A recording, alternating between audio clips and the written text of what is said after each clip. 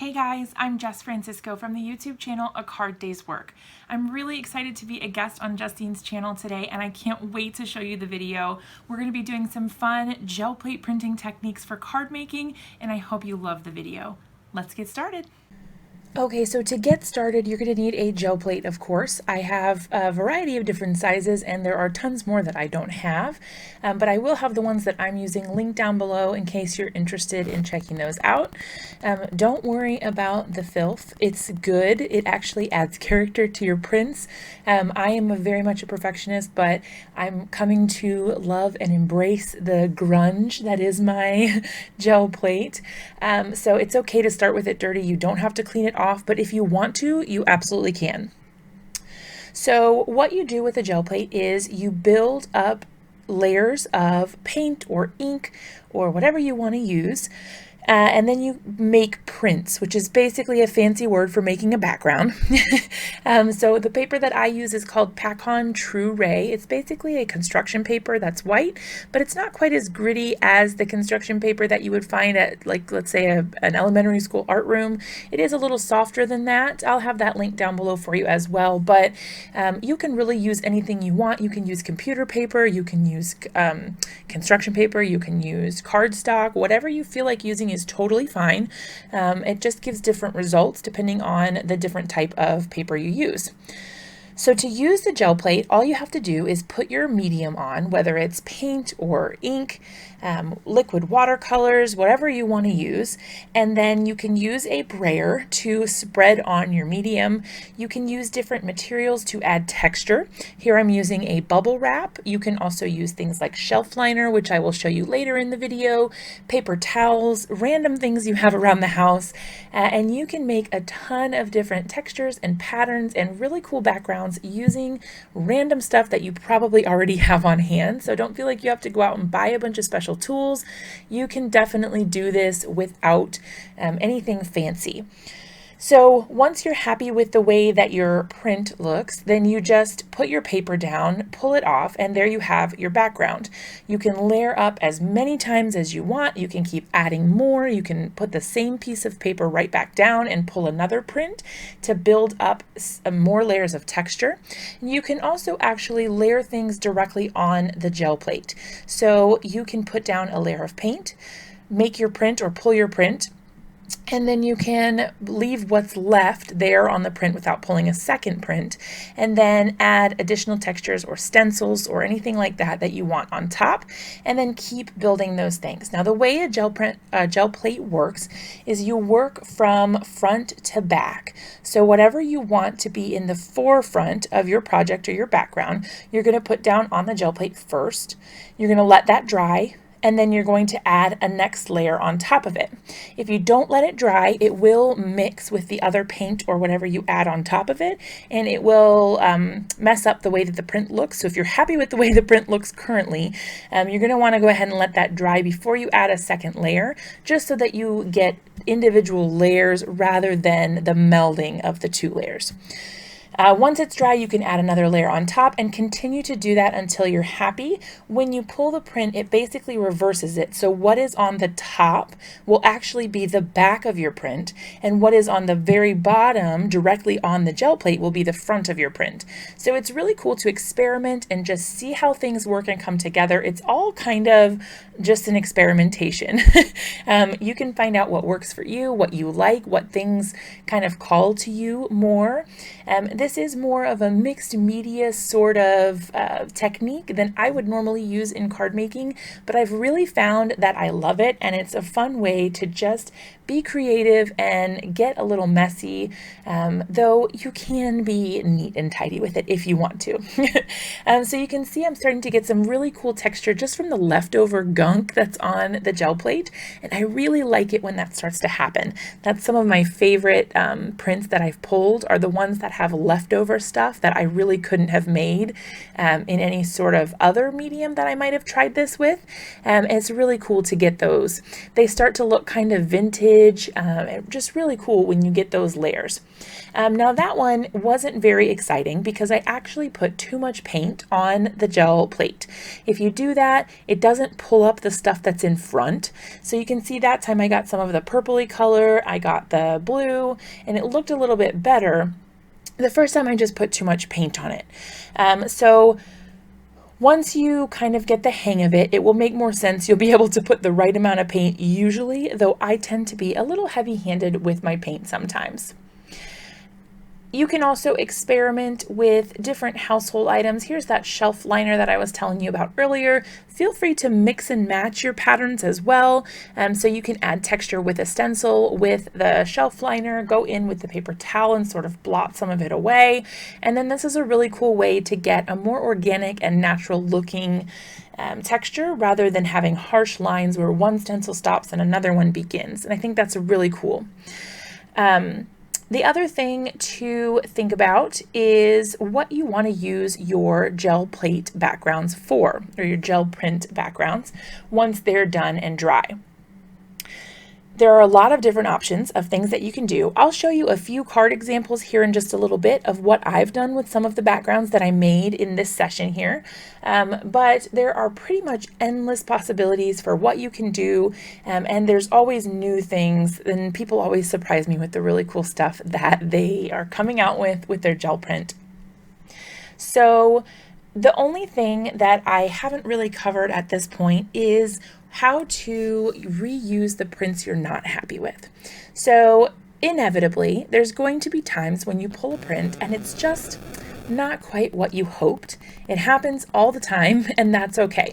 So that blueprint was not as exciting as I hoped because that's the one I put too much paint on, but that's okay because now I'm going to go ahead and add a pattern on top of it. So we had a little bit of texture with the blue, but now we're adding the black stencil, and that really upped the interest of that background.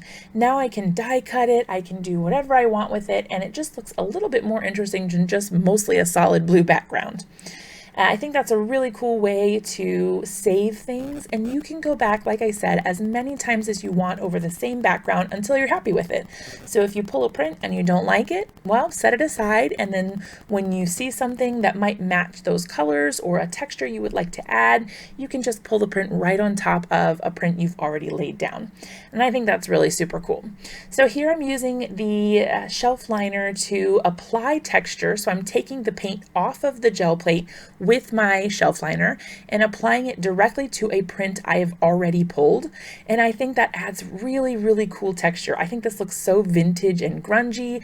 And then now I'm using what's left from my gel plate to pull another print and add some cool texture to one that I wasn't really in love with. Now I'm just going to go ahead and add some white splatters to this background. You can totally do this to spice things up and make it a little more interesting, but it's not necessary. You could have just left it as is, die cut it, turned it into a background for a card or whatever you want. But I just wanted to add a little bit of extra pizzazz. And so I just watered down some white acrylic paint, and I'm using a splatter brush to apply those just splatters of paint. I feel like it gives you a really cool look. Now we're going to go ahead and assemble the card. This is just a scallop border die that I used on the edge of the background and trimmed it down to size. And I have a piece of black and white striped pattern paper that I'm using to kind of accent my card. Popping that onto a white A2 size card base, and then I'm actually going to go ahead and emboss a sentiment with white embossing powder. This background really kind of looked like graffiti to me. It was just so vibrant and crazy, and the splatter, it just really looked like graffiti. So I decided to go with the sentiment from Brutus Monroe that says, "Life is art, live yours in color." And I'm going to go ahead, like I said, and emboss this with the white embossing powder. This is called Alabaster. And I am going to go ahead and treat my surface with an anti-static powder tool. This is Watermark ink from Spectrum Noir, and I'm going to go ahead and stamp it 2 times just to make sure it's really juicy and my embossing powder sticks exactly where I want it to. This white bright embossing powder is an ultra-fine detail embossing powder, and it works really well for sentiments. So this was a great choice for that. And I love how once I melted it with my heat tool, the embossing powder really just pops up off of the background. I did go ahead and tie on some cute little ribbon or twine, and I popped up the panel on some foam tape with some double-sided tape and adhered it to a white A2 size card base, and that finished off that card. I'll have photos of the cards at the end so that you can see what the finished product looked like. Now for the second one, I took two of our blue backgrounds that we made with the gel plate. One of them was a lighter blue with some pink on it, and then one was that dark blue with the black stencil over top. I cut a ton of little die cuts out of the large thanks die from Honeybee Stamps, and I am layering the two different backgrounds together for a really cool effect. Now I'm going to go ahead and pop all three of these, once they're combined, it'll be 3 thanks, onto the card so that they just say thanks, thanks, thanks all the way down the card. And I'm just using a glue pen from Lawn Fawn to do that. I find that that really helps getting in those small areas and being able to control where my glue is going. So you can see that I alternated my patterns. So for the top one, I used the light blue as the background or the shadow, and then I used the darker blue as the fine detail thanks. And then I just reversed that for the one in the middle, and then went back to the original for the one that goes on the bottom. And I thought that this gave the card a nice little bit of contrast. I'm leaving the card completely white other than that, so there's nothing in the background to detract from these really cool background pieces, but this is a really neat way to use up some of those backgrounds. Once I finished with that, I did go ahead and mount it to a card base. I thought I was going to use the white, but I really didn't like the way that it looked. It was just too plain. So in the end, I did go with a gray card base, and I like that much better. Now for this, I'm going to do some heat embossing as well, using my mini Misty, the same alabaster white embossing powder. I'm just doing it on a piece of black cardstock here. And the sentiment says, "You made my day." This is from a Honeybee stamp set called Smile, and I really, really like this one. You can mix and match some of the words and kind of create your own custom sentiment. Now I did take some twine. This is like a pink and white baker's twine. I popped the little sentiment strip up on some foam tape, and then I used super glue because I was impatient and didn't feel like waiting for other glue to dry to adhere that to my card base. But if you're going to use super glue, just make sure you're sure about where it's going to go first and that it's not crooked. So there you go. That is the card for that one. Popping it up on some foam tape just to give it a little bit of added interest and dimension. But that is it, you guys. There's that gray card base that I used. And then we're actually going to go ahead and move on to something different.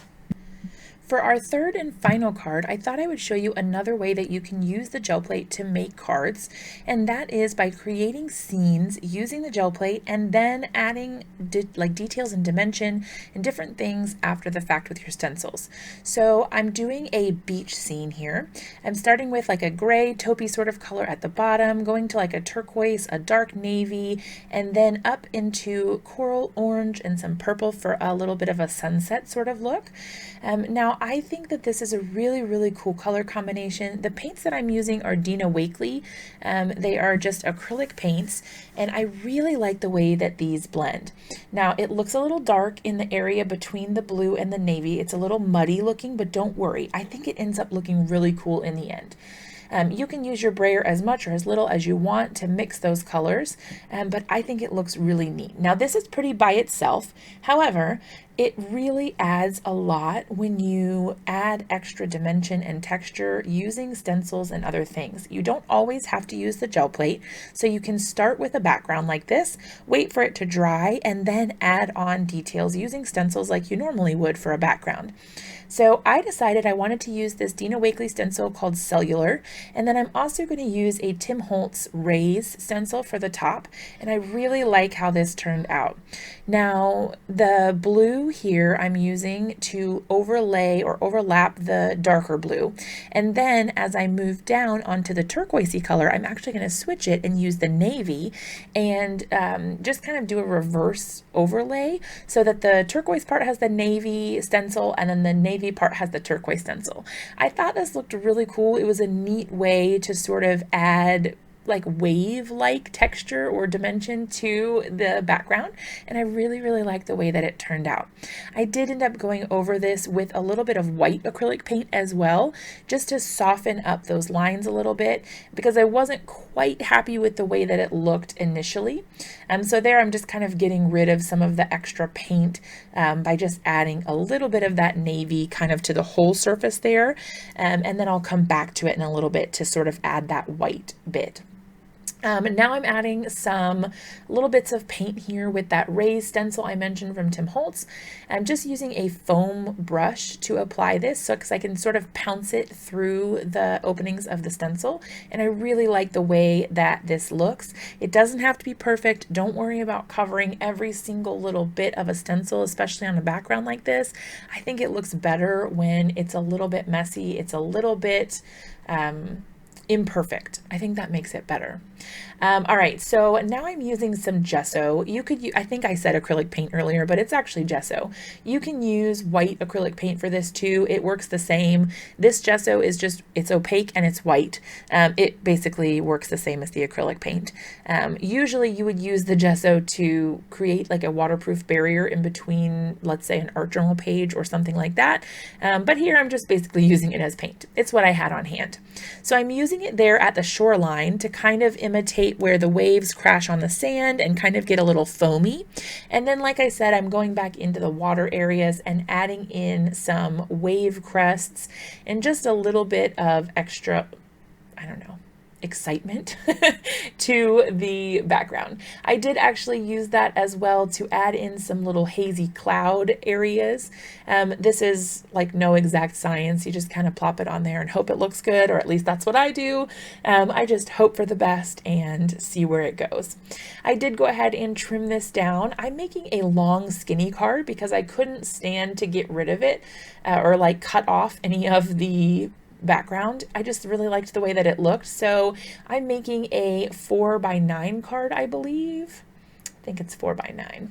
And then, so just trimming that off, I trimmed it a little bit smaller so that I could put a card base underneath. And then I'm here just going ahead and trimming that card panel down so I can mount it right on top of there. And then I'll go ahead and add a sentiment. I thought about adding embellishments and things like that to this card, but I just didn't feel like it needed it. So all I did was add a sentiment. The one that I added was from Hero Arts, and it just says, "Thinking of you." And then I decided I wanted a little bit more. So I added a second part to that sentiment as well. Just use my original size Misty. You can see it's hanging off the top there. That's okay. It doesn't matter. It won't affect the card at all as long as it's dry. It's okay that it's a little too long. As long as the part you're stamping on is flat, you'll be good to go. So I'm using Spectrum Noir Finesse ink in Noir Black to stamp my sentiment. This is a really great ink. It's also alcohol friendly if you want to do alcohol coloring, but it works really great for sentiments. I like the way that it looks, and it even stamps great on the acrylic paint. Alright, so here is a look at the completed cards. I really hope you enjoyed today's video, and a huge thank you to Justine for letting me be a guest on her channel. I am so thankful for that opportunity. And speaking of opportunity, Justine has an awesome one for you. She has a brand new technique resource binder that you can sign up for. There's going to be a link down in the description below for you to learn more about it, but this is a binder jam-packed full of techniques that you can use for card making and paper crafting. And you will be creating the binder yourself alongside Justine with the help of her awesome videos and resources. You're not going to want to miss this one, so definitely check it out. If you like this video, be sure to give it a thumbs up and drop a comment down below to let us know what you think. Thanks so much and have an awesome day, guys.